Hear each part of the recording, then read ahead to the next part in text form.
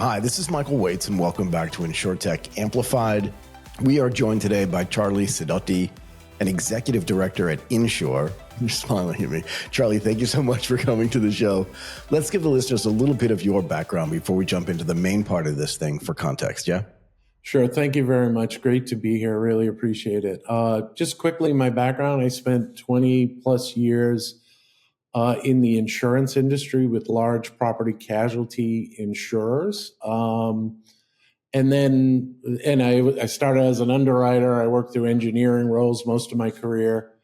And then I left the industry to go to insurance adjacent analytics, mostly doing risk assessment with small companies, before founding InnSure, which is a nonprofit innovation hub focused on insurance related to climate. Super interesting. Okay, so this raises the perfect question. What role should the industry play, the insurance industry play, regarding climate-related risks? And I think it's really topical just considering all the stuff that's been happening recently in the United States as it pertains to climate, yeah? Yeah, it's a great question. There's a lot of debate within the industry and outside the industry what they should do. I think there's a number of different roles, and one that I think everybody agrees on. The industry is really good at identifying and analyzing risk and putting a price on risk that is a signal to the world of what risks are locally. And, the insurance, kind of what's happening in insurance markets is the canary in the coal mine. And it is the price of insurance that is signaling risk, but that's not enough. The industry also had an historic role in pooling and spreading risk, which, like before, advanced analytics was how you managed risk. Where analytics gets more precise, the industry has kind of moved away from the pooling a little bit, and I think society needs pooling of risk, the capabilities of the industry.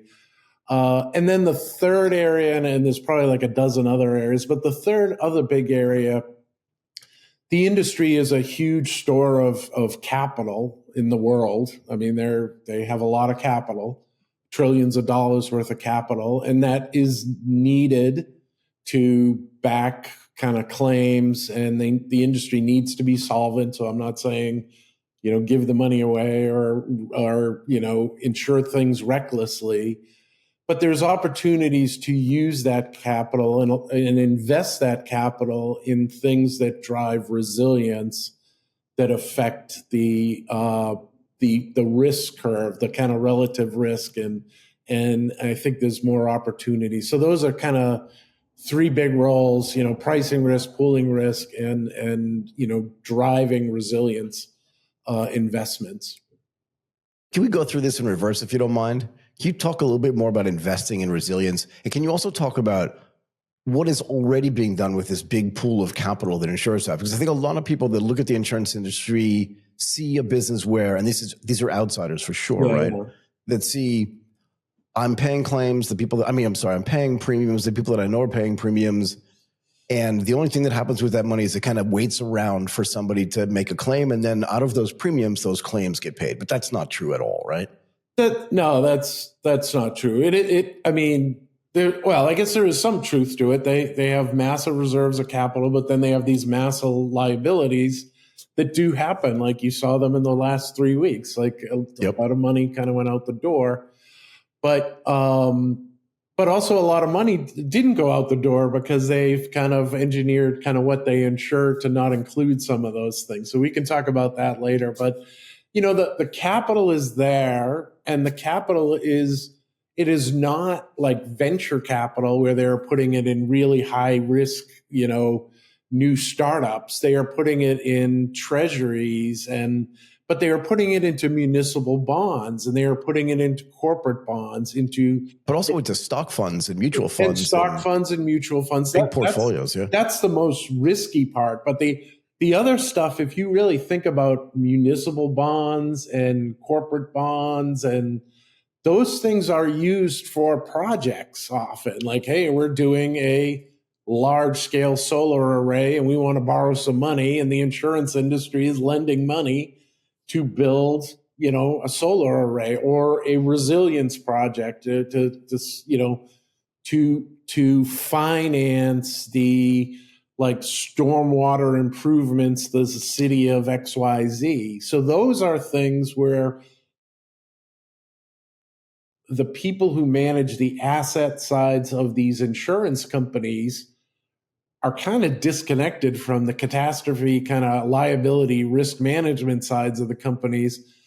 But they could be saying like, hey, why don't I invest in like municipal projects that increase resilience in things that are affecting the other side of the business? And there's a lot of arguments about, do we want to correlate all our things? If that same community gets wiped out and we pay a bunch of claims, we could also lose our bond investment. But I think I don't think there's serious consideration about how to do it.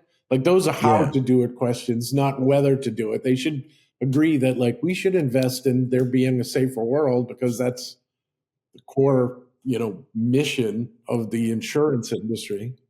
So I hadn't thought about this in this way before, right? So I sat on an equity trading desk for years, and some of our biggest clients were the sort of investment arms and the sort of portfolio management arms of these big insurance companies, right? Because they run really, really large portfolios, and the riskiest part may be the stocks, but they still hold a lot of stocks, right? Yeah, they do. But I hadn't considered the fact that the guys and gals that are managing the portfolio risk on the investment side weren't talking necessarily to the people managing the pricing risk and the claims risk. Is that not happening really? I don't know any. I mean, I'm sure some of it rolls up to the boards of these companies and the senior level, but there's not a lot of kind of collaboration from what I can see. I hadn't thought about it. I worked in kind of large insurers and I worked on the liability side, and I don't think in my 20 plus years, other than maybe like a tour on Daughters to Work Day that we went through the trading floor of the company, like I ever met these people. That's hilarious. So your daughter is what you're telling me is your daughter has just as much experience My on the daughter portfolio is management 27 side. now, so that's how long it was ago. But yeah, totally. We both have the same experience. I was like, wow, I didn't even know this existed. That's so great. Oh, that's funny.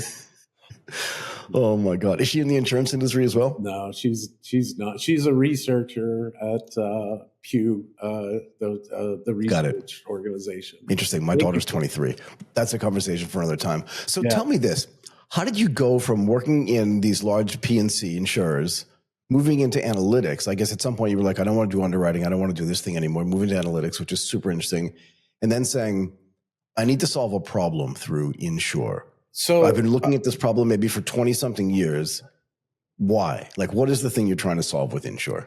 On those small companies, they started with me and a partner, and they were very small, and so we worked out of a very cool innovation hub called Cambridge Innovation Center, and they're a co-working facility, but they're much more than a co-working facility. They support like a lot of innovation hubs. And Tim Rowe, the founder of CIC, came to us and said, like, we need an InsurTech innovation hub.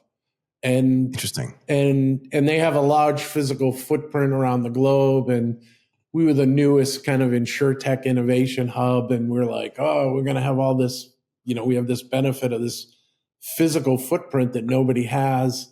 And this was 2019. We launched, and it was great. And it's located in Cambridge, Massachusetts. There's like an MIT connection, and we really started connecting people across traditional boundaries, getting people from outside the industry interested in insurance. But then the pandemic hit, and we had to look at ourselves and say, okay, what's our value prop? Some of it was tied to this CIC kind of physical space, which has zero value now that everybody's sheltering at home. And we said, all right, we launched as a nonprofit because we always believed in the kind of the noble role of the profession. And we stepped back and said, all right, let's really analyze where investment is going, R&D investment, whether it's venture investment or just internal R&D. And we said, like, geez, almost none of it's going to climate issues. and this is for the insurance industry. Two, we looked at like National Science Foundation, the R&D intensity index, and we're like, geez, insurance is lower than every other sector, and almost Really? none of it's going to climate. And then what was the most disturbing when we got into the weeds of what was going to climate, it was like, how do we build better models that we get more precise, like at that first piece, which is pricing risk, but also kind of tied to like cherry picking the good risks, exiting the markets. And just we thought about our role as a nonprofit, and we said, let's look at the same issue, these same kind of decisions, but primarily through the lens of what does the world need from insurance, and then say we still have to make a good business out of these things. But what does that mean? Like we were trying to just solve the same problem, but from the community's balance sheet or the community's impact, as opposed to like the insurance industry does everything from like their business. That's what they're managers, they're managing a business, and a lot of them are publicly traded. And so we just started looking at it from a different perspective. And then that opened up a lot of doors, and like everybody, people still talk to us like, wow, are you sure you're from the industry? Like you look at things differently. And then people in the community are like, are you like, they don't, like we're trying to understand what their challenges are. So we feel like we've really kind of occupied this space that is at the intersection of kind of traditional boundaries where people don't kind of engage. So what are some of the most significant climate related risks that you're looking at, right? And like, how do you help the industry address these things? So there is protection gaps everywhere. Like there's not a capital, and I get it. If you're a manager who's kind of looking at a bonus, and I tell people from outside the industry doesn't care about high risk or low risk. What they care about is uncertainty, and uncertainty is like terrifying. And all these climate things are about uncertainty, and so if you're a manager in the industry, it's easy to say like, pet insurance is really certain. Let's put capital there. But like on the energy transition side, innovation is like trillions of dollars are going to how do we innovate renewables? How do we innovate buildings? How do we better innovate batteries, clean transportation? And insurance is like, how do we underwrite this? And they're not doing the same level of R&D. So like before they figure out one thing, it's changed like 8 times, and they need to be involved more. And what we found was there's real pain on the developer side, and on the state of New York hired us to run a program to create insurance products for these energy transition technologies that they are investing billions of dollars into to solve these technical risks, and they think they solved the problem, and then it goes to be commercialized and they can't get insurance, and it like delays scaling and all these things. So talk to me about this though, because this sounds really interesting to me. So the state of New York hired you to create products around transitioning from like the current energy system into a new energy system. Tell me where I get this wrong. And these new things that are getting created can't be or aren't being insured. So how do you bridge that gap? And like, why can't they be insured? So, I mean, they can be insured, but there's not necessarily markets for it. And specifically the way they didn't hire us to say, Charlie, go solve these problems. They said, hey, we have a pool of $5 million and we will hire you to manage this program. So we launched an award last year to say we're going to give out $5 million to 5 or more companies, and they have to create in-market insurance products within 18 months of getting the award. And they have to show, to win the award, that their product will accelerate the adoption of 3 categories of technology. So clean energy, clean buildings, clean transportation. And we got What's the risk there, though, that needs to be insured? So there's all sorts of risks. It depends on. So just like EVs. So EVs have a higher purchase cost, slightly higher. They have a much lower cost to operate in terms of maintenance. And so if you add those two things together, they are very price comparable to internal combustion engines. But when you add insurance, the cost of insurance is much greater for EVs. So Because if you, I think it's because of a lot of the cost to repair, also there's a lot of technology. So the supply chains are different for the two. So that drives kind of repair costs. But also there's a lot of high tech kind of technology. There's a lot of more technology on EVs. So smaller incidents sometimes have much higher value. Can I ask you one more question about EVs just while I have you here? You may not know the answer to this, but this has always been something that I've been thinking about. If I buy like a brand new car, just a regular combustion engine car, like that car you can probably use for 15 years or 20 years if you take care of it properly. And there's a resale value because while some of the components inside the car will degrade, you can replace the tires and maybe fix the carburetor. And I know the engines are way more technologically advanced than when I was in high school, but all that stuff is relatively fixable. And because everybody's making them, the parts costs, the replacement parts costs are super low. But in an EV, at some point, the battery is just going to degrade to where it's not usable anymore. So what does that do? So that is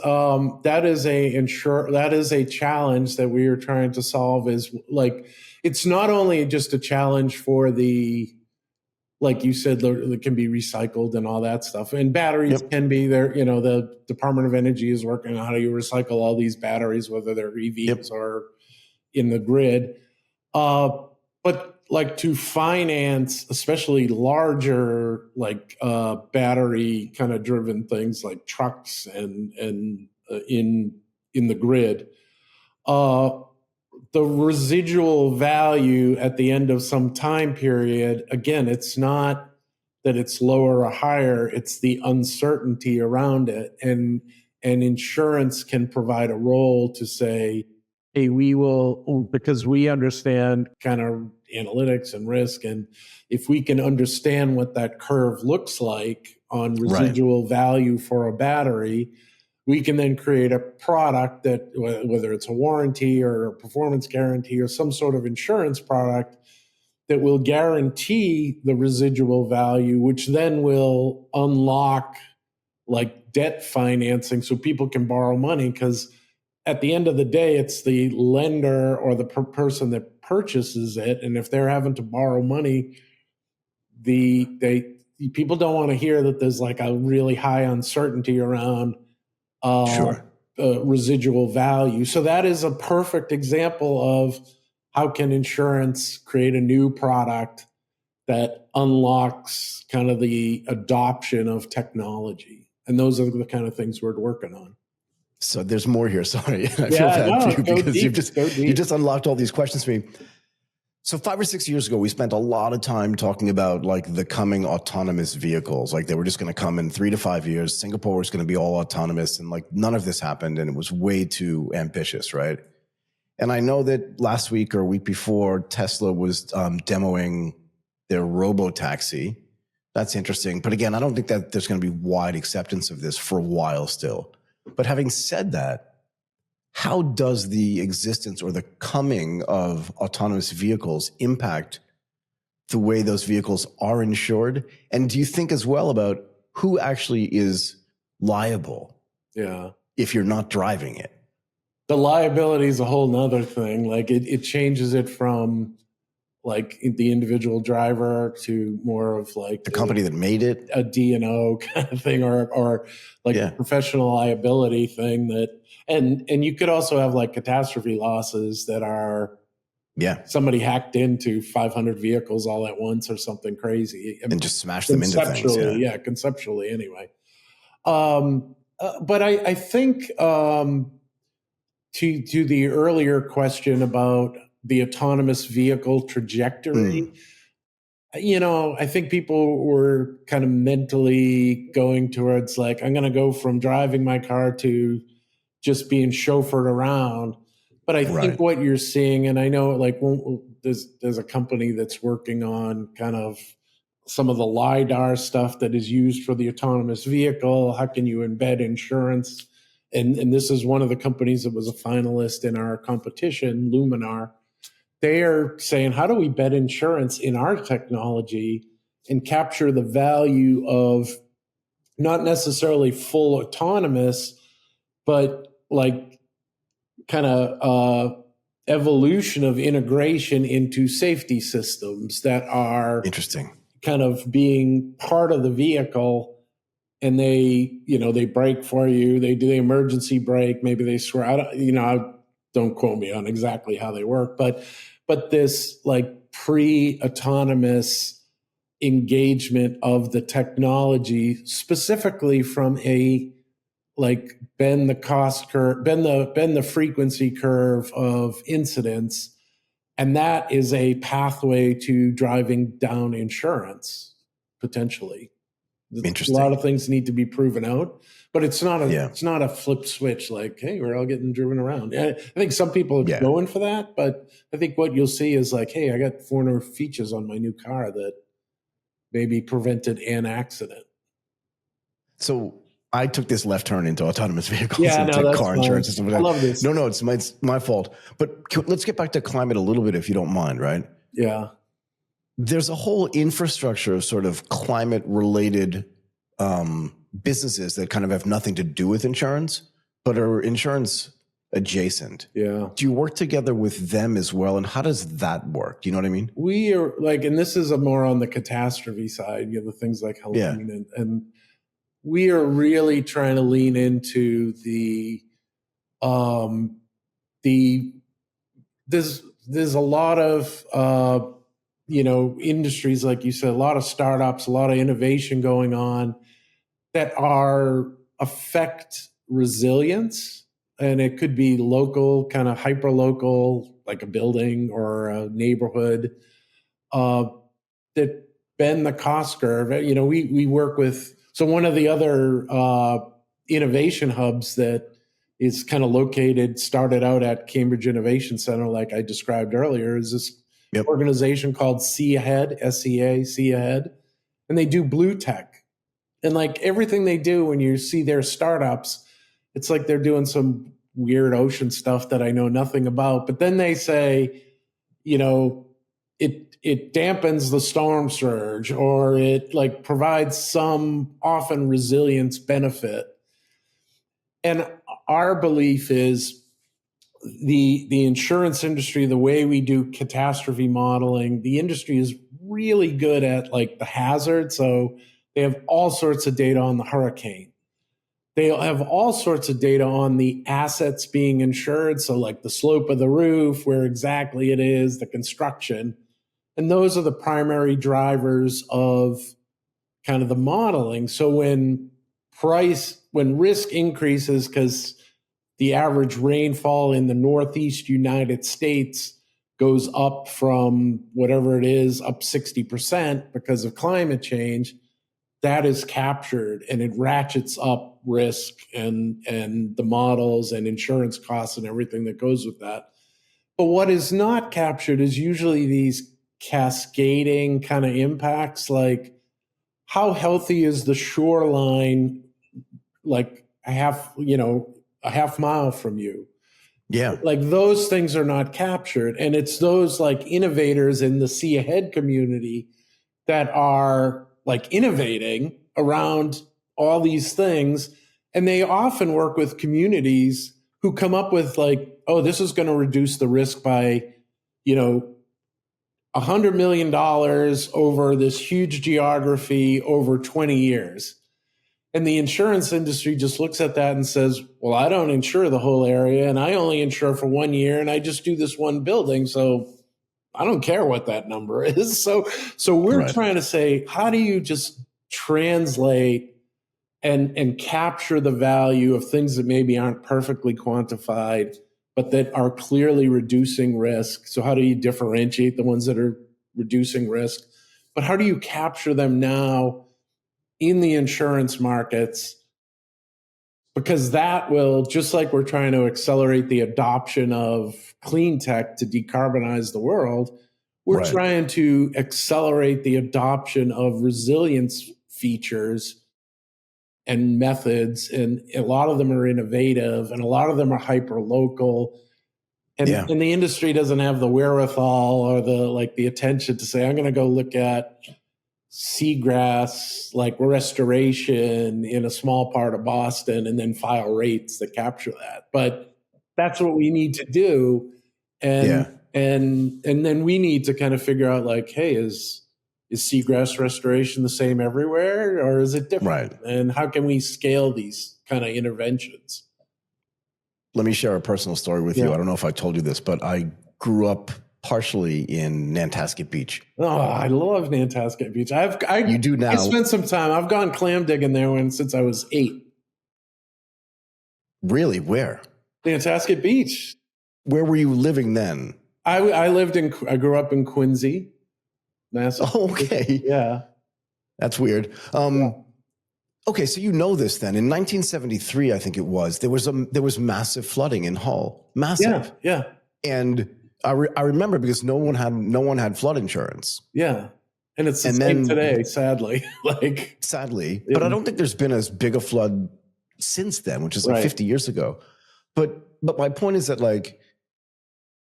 there's got to be this dual investment, right? I just wanted to bring it up to let you know that I think we'd moved away when that had happened, but just recently moved away. But the point is that you can invest in two sides of this, right?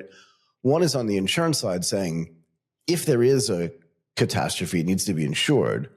But before there's a catastrophe, if you invest in the resilience, maybe you can lessen the impact of that catastrophe, right? And that has to be managed from both sides. So presume you're looking at that, yeah? Yeah, and we have gone from trying to how do we work with the industries as the first point of engagement to create supply of new products to flipping the script almost 100% and say, let's go work with communities, start at that exact point. What are you trying to do for resilience? And then say, because most of economic development and resilience planning, they don't know anything about insurance and they've kind of outsourced risk transfer to the industry. What products do you have? And hopefully our members of our community will buy them. What we're saying is hey, why don't you do, as you're doing economic development, insurability planning should be part and parcel of that. Yeah. We will help you do it. And we will help you engage with the industry to say, these are the innovations I need. And those innovations go from new products like parametric and microinsurance, because we have these type of people, to new distribution. Hey, we want to buy a group policy for this part of town that maybe is outside the seawall, to alternative capital stacks that say, we are very confident in the resilience that we are investing in as a community, because we know what we're doing and we know that you don't recognize it. So we want to build a capital stack so when the losses come out lower, we can kind of use that differential between what you think the risk is and what we think the risk is to plow into more resilience investment. And that, it's not that we're kind of saying hey, we're just going to work with the community to create their own risk management, because the industry needs to provide capital to that, expertise and all these other things. But we're going to start at that community side and then help enable the industry to engage with the communities and enable the people who are very sophisticated at economic development, solving some really complicated problems, to say, insurability is a problem that you have. We can help you solve that as well. In the time that you've been doing InnSure, right? Because there's so many moving pieces here. Obviously, it gets very complex, right? But do you have any examples where you were able to bring together this piece and that piece and this piece and that piece and actually solve some kind of problem, or at least move in the right direction? I'd say it is still early, and we have a grant that we're through Rise Resilience to work with these communities in Appalachia and we have this concept of, at the community level, you should understand your total cost of risk. And they're like, well, what's that? And it's like, Right. your total cost of risk is what you're spending on adaptation, what you're spending on risk transfer, what are retained losses. So what's that uninsured piece? And who does that land on? So we're building some accounting tools to help them manage risk at the similar, maybe not the same level, but a similar kind of level of sophistication that a CEO of an insurance company who's got different departments, different divisions, and they're like, well, what's my risk? What's going to flow through in this scenario? And then they can do so we're working with a community in Appalachia, and we were supposed to kick off some of this a few weeks ago, but they got flooded actually. So it's very timely, and we're doing similar work out in California related to kind of wildfire. Cal Fire is investing a lot of money in defensible space, home hardening, and even kind of like wildland kind of interface. Right. In Do you deal with WooWee at all? What's that? Do you deal with WooWee, Ivan O'Neill? I don't know Ivan, but we've talked to people. Ivan runs a company called WooWee, which is basically doing exactly what you're saying. Yeah. Building resilience in the communities around these wildfires. And then, like you said, hardening materials for homes, even for businesses, and also even just to teaching people like how to clean up the brush around their place so that if that can't catch on fire and get to the homes, right? We would love to talk to him. And what we're trying to do is just say, explain us the mitigation and let's work together with the community and with the Department of Insurance and with Cal Fire to say, how do we optimize the capture of this value so that the community is benefiting and can do more of it? Because if you can't capture the value, people are like, why am I investing in this? Like it's hard to kind of make people invest just for when something happens, then you will benefit. And a lot of the benefits accrue to the industry along the way. If we can figure a way to get some of that to the community, it accelerates everything. It accelerates the adaptation. It creates new markets for the industry. So how would you do that, right? I was asking somebody about this before. Like, what are the regulations around capacity provision? Meaning, can an individual invest in the underwriting, or a group of individuals invest in the underwriting of something where if they think, because look, there are big companies that were built to say like the way banks lend money to people for homes, for cars, or for whatever, it's inefficient. And we can do it better, but we need your capital to do it, right? Because banks do it with the money that people deposit in them. But the regulations, I think, in the insurance industry don't allow for that type of sort of external capacity pooling, do they? And I don't know if allow people to make investments. I think into a specific existing company, probably not. And I don't know all the regulations. So if people in your audience are like, that's not right, you're right. I'll admit it right now. But I will say there is these structures called mutuals, but all the mutuals are like 150 years old. They've been around forever, and they are own. Like, we can create new mutuals, and that's one of the things we're trying. And whether it's a mutual or a captive or a reciprocal, all those are different kind of legal structures for the community putting skin in the game, the community owning the risk and managing the risk like an insurer. And we think that is like the minute they really kind of commit to owning the risk as like the primary insurer, is the minute they really get religion about like owning the resilience investments, because they know that this is going to benefit them.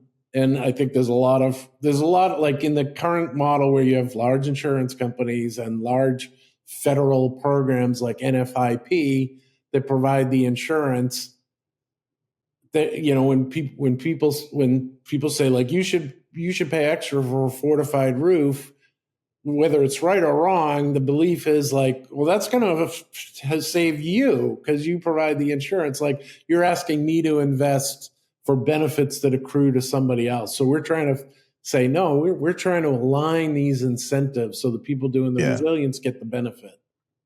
The United States is a big country. Like, it's just big. I know that seems redundant, but I mean, it's literally just like so massive and so vast, right? And the climate impact, even just the weather impact in California, is different than it is in Massachusetts, which is then different than it is in Florida and the Carolinas. But there's no place in the country that's not being impacted somehow by whatever's happening in the climate, right? I, Because in the Midwest, you have tornadoes and all these other things. So like no one's safe at some level. no one is safe. If you are where it rains, you're probably susceptible to flood. and For sure. And maybe it's flash flood, not riverine, and you're definitely subject to kinetic storms. Coastal is a big issue, obviously. Wildfire is an issue, but even just heat, like more people die from heat, and that's going to be an increasing thing. Like in Arizona. Yeah, and also just also like there was, I think it was EDF, Environmental Defense Fund, that recently issued a study that said, we say that catastrophes had like 10 or 50 or maybe 100, 200 people died. But if you really look at mortality rates, like the 1, 2, 3, 5 years following a large catastrophe, it's in the thousands, because people don't have the access to kind of the same living conditions. They also have incredible stress. They also probably don't have the health care that maybe they would have before the event. So it's more of a rolling kind of life, health, and benefits. So we think there's a really important role for the life, health, and benefits side of the industry to engage on some of these catastrophe issues.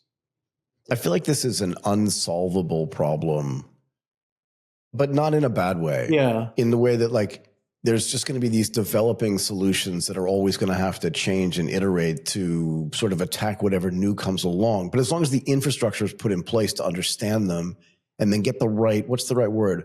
Responsibility sharing, value sharing, right? And risk sharing. Yeah. That there are ways to address these things, no? Yeah, I think absolutely. And what we always say is like, I think there's a mentality that this is a risk. The industry often says this is a risk problem, not an insurance crisis. It's a risk crisis, which is true. And, it's being driven by changes in risk. But there is this thing, to your point, like we like to say, there's innovation. You can innovate a lot of things, including how insurance markets operate and how we drive resilience, how we use land, how we do the built environment. So innovation is the underlying thing that kind of you were describing it as like it's going to be constantly evolving. And that's like, from my perspective, it makes me super optimistic, where others are like more pessimistic. And I'm like, innovation can solve a lot of things. And the industry has a long history of this too. Yeah, absolutely. And let me give you what I think is a really good example of this, not necessarily climate related, but kind of like earth related. Yeah. I lived in Japan for 20 something years. I lived in Tokyo for 20 something years. And there was a massive earthquake in Sendai and Fukushima in 2011. And nobody in Tokyo died from that earthquake. Nice. I was in a building that was older, and it shook a lot, but none of the buildings in Tokyo fell down. That's amazing. And only because over the last 50 years or so, the Japanese have been completely and constantly iterating like what the buildings should look like and how they should be built, and testing against, what the biggest possible earthquake could be. And in some senses, they always say like the safest place, at least in Tokyo, to be when an earthquake happens is inside a building. Yeah. That's incredible. That's awesome. Do you know what I mean? Yeah. So there's got to be a way to build resilience. And I don't know what's more powerful, like a 9.2 on the Richter scale earthquake or a Category 5 hurricane. Yeah. But at some level, build better houses. Yeah. There's a lot of opportunity to a lot of these things, certainly over the long-term time horizon, are choices. Then what do we decide to invest in, and where and how, and what do we let people do, and how do we recover? I think, but I think there's definitely been an awareness shift even in the 5 years since I've been doing InnSure. Right. Not a little one, a dramatic one. I think people are like, climate change is here. And it's happening now, and it's not pretty, and it's only going to get worse. So we need to, and you see it from, I think people in the industry are starting to think about it more. The associations, certainly the public sector, and individuals. Like, I was in a presentation yesterday where somebody was presenting kind of housing bubble information, and they said the actual values in some of the high hazard areas of homes in Florida are trending down. Yeah, because people don't know what to do. Yeah, and the cost of insurance is driving it, so that the signal, the pricing signal, is getting through, and they're trying to make choices, but it's not easy, because some people are like, probably would have been like, hey, Asheville's a great place to go. Like, that's away from the coast, and there's not clarity around that signal yet, but I think things are changing for sure. Why don't we leave it there? But I will say this, though. I'd love to have you back. I'm going to leave you an open invitation to come back on the show. If something big happens, or we don't even have to spend 30 minutes on it, if it's just 15 minutes or 20 minutes, but if something big changes, or there's a new partnership or a new something that you're working on that's interesting and that's different than some of the stuff we've already spoken about, I would love to have you back on so people can just like keep learning more and more about this. And I'll say this too. You mentioned, I want to get this right, Luminar and Seahead. Yep. Seahead, yeah. Seahead, sorry. Yeah. So if you know other companies that could have an interesting conversation about, because they're looking at it from a different lens, a different innovation lens than you are, right? Yeah. I'd love to have them on the show too. Talk about this. I'll definitely suggest some people from Seahead and probably some other ones. Absolutely. Please. And there's like stuff related to the carbon markets. How do you insure those? Yeah. And I would say Luminar is one of 10 companies that are finalists. If you go to our LinkedIn InnSure website, or the LinkedIn page for InnSure, all 10 companies are listed there. They're 10 really cool companies. And I'll I want to plug them all, and I don't want to kind of rattle them off right now, but we'll be making announcements in December. Okay, and I'll look for those announcements too. Did I mispronounce your name at the beginning? No, you smiled. I think you said Sidoti. That's right. Yeah, I did. Okay. Charlie Sidoti, an executive director at InnSure. Yeah, thank you so much for doing this. Thanks for your flexibility. I really appreciate it. Thank you so much. This has been great. I'll love to come on again. This has been a lot of fun and hopefully informative for your audience. Very, very. Awesome.